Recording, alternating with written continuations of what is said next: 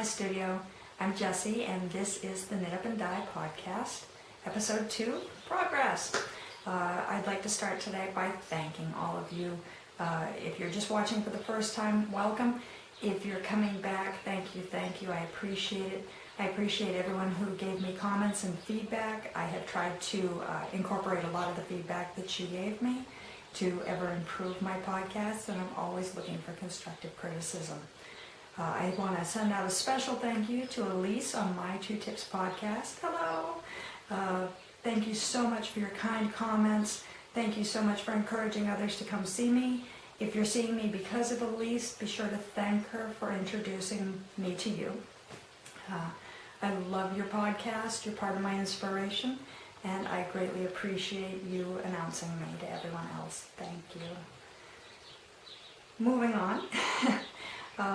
Last week I was in a frantic mess looking for my US size 6s. I found them. Ridiculously enough, they were right here next to me the whole time on my knitting work table in a project that I've been working on for some time now. This is my Xandy Peters Fox Paws scarf. I love this. I think Xandy is brilliant. The techniques that she uses for her color work are outstanding. None of this is carried color work. This is all stacked increases and decreases. This particular pattern, like I said, is the Fox Paws pattern, and you can find it on Ravelry. These are some of my favorite colors. I'm working this in Knit Picks palette. The colors I'm using are, I'll read them off to you.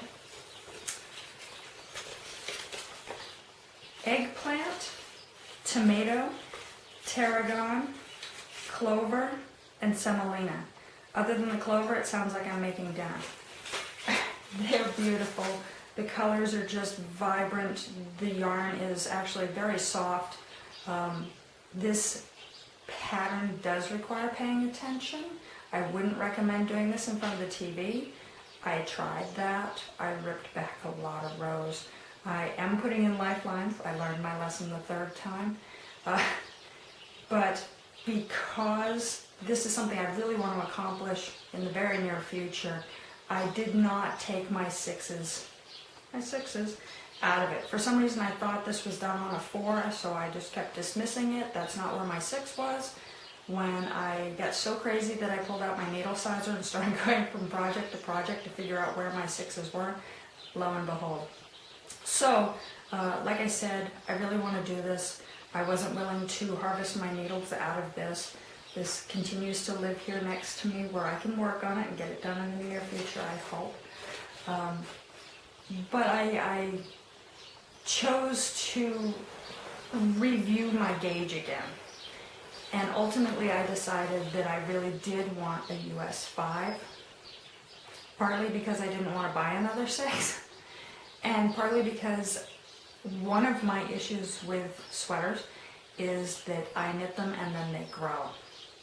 So I'm creating this sweater without a pattern. It's 4 rectangles. I can do this with a slightly tighter gauge, knowing that I block too hard and it's going to grow. And as promised last week when I talked to you guys about doing this sweater, I cast on. I am using supernatural wools, supernatural yarns, forgive me, Shannon. I won't deny that I'm a werewolf, Remus Lupin. It's part of her ongoing Harry Potter inspired collections. This is her Harpy DK weight, 100% superwash merino 4-ply. There's 250 yards per 115 grams. Her yarn is gorgeous. I can't speak enough of it. I cast on the project on 5s. I'm using 2 skeins at a time, and I'm working them alternately so that I don't end up with a lot of pooling or flashing. And I'm doing a very high texture rib. It is a 4-to-1 rib, 4 purls, 1 knit, and I'm loving it. I think the color is just stunning. I like the texture, and I like that the texture is reversible. Ultimately, this sweater is going to be sewn up, It's gonna fit me. I'm gonna love it. So that I can wear it either side out. I do have a little bit of concern where I'm doing such a high texture knit that this is an all over pattern, and I may not love this in large amounts all over me when we get further into the sweater. So I'm kind of thinking that I may switch it up as it goes so that the texture will change as I go. But I'm really just listening to the yarn right now. I'm knitting, it's making me happy. I like the size, I like the shape, I like the color, I like the feel. I can do this. I'm gonna make this sweater, and you're all gonna keep me accountable on this. And if you see in future episodes that I'm not talking about this and I'm not showing it, call me out, make me do this. I want this, and I want to do it right. And if that means I rip it out, I rip it out. And if that means I start over, I'll start over. But I custom ordered this yarn specifically to make a sweater for myself, and I really want this. So help me do this, help me do this. You're my accountability buddies. This is the yarn again. Really, I can't say enough. It's just stunning. I'm so in love with it, and have been just knitting away on it when I have spare time. I did manage to get a couple things done. Well, no, not a couple things. I got one thing done. This week I finished another one of Shannon's yarns, a pair of socks that I made. They're just a vanilla sock. It's got a French heel flap, a tapered toe, just a 2x2 ribbon. Really, really simple stockinette all over, because I wanted to feature this yarn. I wanted to show this yarn off. I love it. I think this is just cute as sin. This yarn is, like I said, also a Shannon Shaw Supernatural Yarns. This is a sock yarn. It's her Pixie sock base. This yarn is 75% superwash merino, 15% nylon. It is a 2-ply. There's 463 yards and 100 grams. And this colorway, I think I fell in love with the name even before I even saw the color. You're a mean one, Mr. Grinch. Do you love it? Isn't that cute? The colors are vibrant. They're very Christmassy, but I'll wear them all year long. I don't care. I think they're great. Soft. Her stuff is durable. The colors spiral. I don't know that it's meant to be self-striping per se, but they do spiral around so that you get these lovely stripes. And I finished a whole pair of them. I desperately need to make more socks. Oh, here, let me show. This is the yarn Caked. When I first bought it, I randomly thought that I was going to knit a cowl out of it, and I cast the cowl on, and it looked a lot like it does Caked. And I realized that that might not be a good look, except for 2 or 3 days out of the year. So I tore that out and I put it to sleep for a little while, and I desperately need more socks. I have a bazillion million socks that I've knit over the years, but they're all starting to wear out, and they're not wearing out like, hey, I can darn a hole. They're wearing out like, they're starting to felt. I've heard, I am aware that there is a solution out there, that there is a wash that helps unfelt yarns. If any of you have ever tried it, I would love to hear about it. You can comment at the bottom of the video, you can catch me on Ravelry, in my groups, you can email me directly, whatever you feel like. But if you have knowledge of this unfelting wash, I would really, really love to hear if it works at all. I don't have grand ideas that it's going to completely unfelt and make felted items brand new again. But if it could give me some longevity out of some of my socks, great. I would love it. So anyway, my socks are all felting and I need new socks. So I'm kind of focusing on knitting a whole bunch more socks. This being pair 1 of the refill my drawer project. So unfortunately, no, very fortunately, you're going to see a parade of Shannon's yarns. I have a broad collection of her sock yarns that I've collected over the years, and I just can't say enough about her yarns, and there's going to be a lot of socks in her yarns. So stay tuned, you get to see all the colorways as much as possible. I'll try and show you a skein and a cake. I did get some really great feedback that you loved seeing both how the skein originally looked and what it looked at caked up, as well as, of course, the finished product. You'll get to see how I do it and what the yarns look like.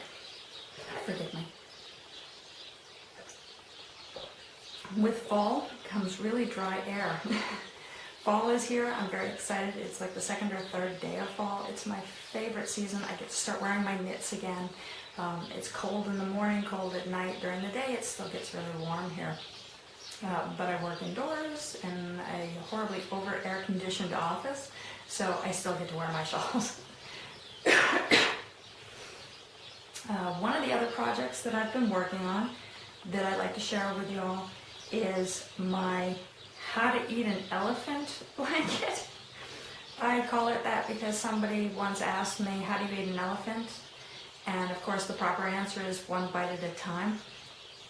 And that's kind of how this blanket works. It's a modular blanket that you continually add onto. And so right up here is where my next square is going to go. And I'm working on this great big blanket, one little square at a time. I saw, it's the mitered square memories blanket. There are some formulas for them on Ravelry. They're pretty easy to find. I saw somebody on, I think it was Pinterest, it might have been Instagram, that's doing one of these, and they're doing it with the black framing around each color. And I love that. I thought that was just beautiful. It makes it look like stained glass. And so that's how I opted to do mine. And I'm doing it with scraps from all kinds of other knitting projects that I've done. There's a lot of Shannon's yarns in here. There's some of my yarns in here as well. And several commercial yarns that I've bought over the years. What's so fun about this project is every time you start a new square, you remember the project that you worked on with that yarn. You remember who it was for, you remember where you bought the yarn, you remember working with it, you remember what you made, what the pattern was. It's like re-knitting all of your stuff, but in tiny little squares. And it's just a really heartwarming project. I really thought that the memories were going to come from the end product when I had it, that I made all these little squares, and this is kind of a heirloom piece that I've made for my own home and family. But the memories all come from the yarns from the individual squares. And I don't know why that didn't occur to me at the beginning, but I'm loving this project. It is a big project. I've got a pretty good chunk of it done. Maybe an eighth of a decent sized blanket. And I do recognize that something like this is going to take me at least a year. But I don't care. I'm really comfortable with the idea that this is a long-term project. Hand me a sweater and tell me it's going to take me a year? Won't do it. Not interested. Hand me a pair of socks and tell me it's going to take me more than a month? Won't do it. Not interested. Hand me a blanket? Oh, okay. That's perfectly reasonable. But it does take a year's worth of work and little yarns and everything else. Not sure quite what else to talk to you about today. I will eventually be taking you into my kitchen and showing you some dyeing. I know I get a lot of feedback about that you were all very excited to see my dye process and my colors. I am preparing to do my fall colors in the very near future. It's really been a matter of blocking off significant amount of time to rip my kitchen apart and make a big mess. It's great fun. I love doing it. It's just been a really busy season for me so far. and I need to be able to really have focused time to do that so that I can do it well. I find that if I go into my kitchen rushed with 2 or 3 hours to work on my dyeing, then my colors don't come out as well. You can tell that it's rushed. You can tell that I'm winging it. It's hard to explain, but the colors just come out kind of muddy and not as clear. And my colorways have a tendency to be less developed, and I'm just not as happy with the yarns when I do that. That being said, do I go into the kitchen with preconceived colorways? No, not really. I have a couple of ideas of colorways that I'd like to do, but I've found that if I'm over-focused on what I want to do, if I say, I want to do a colorway that specifically is inspired by chocolate-covered cherries, and it's going to have a deep cherry color, and it's going to have a chocolate color, I'm going to end up with If I go into the kitchen and I just feel seasonal, or I'm listening to music, I will look at the colors that I have available to me that I've developed, and I'll be like, oh, I really like this dark coffee color with this kind of, oh, I don't know, black cherry sort of tone. Let's see what they do together. And as soon as I do that, then it works. I think part of that is the magic of the dye room. I think it's the magic of dyeing and how colors bloom, not only in the pot, but after you take them out of the dye pot, after you've heat set them. There's this magic that happens in the drying process as the colors cure, where they just develop and they become something more. It's a great process, it's great fun, I just love it, and I feel very much that it's something that kind of channels through me rather than something that I push to create. Pardon me, it is very, very dry here. I do live in the desert, the temperatures are extreme. Like I said, we're going into fall. And in the fall, our normally dry environment becomes even drier. So I'm sipping a lot of water today. Yes, it's in my mug that expresses my attitude. But I learned last time that tea, accidental caffeine tea, could be hazardous to both my health and yours. I'm generally a pretty quiet and reserved person, and as you saw if you watched episode 1, I was a caffeinated squirrel. Today I will be attending my yoga class, and I'm trying to get my Zen on early. And as you can tell, I'm also still very nervous. So your feedback, your comments, your constructive criticism mean the world to me, and it is only going to help me give you more of what you want from me. I have no idea what else to tell you about today. I do know that you asked for a longer podcast, which I'm very flattered about. That meant the world to me when several of you told me that my podcast was too short.